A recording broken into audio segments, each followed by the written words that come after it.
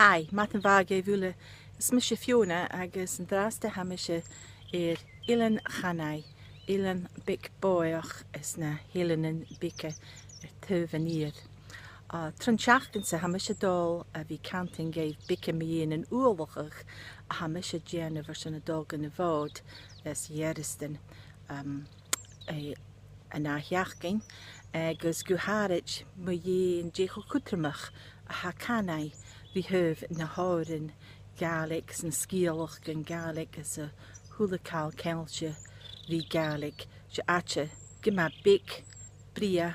bóach ach cuideach ha chocutramach bhí thuh stú ar san a bhód agus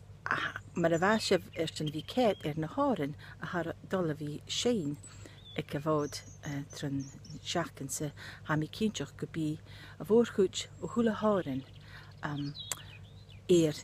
ilan chanai an drásta agus ha me se dul bhí ginn se gut bicin míon sin.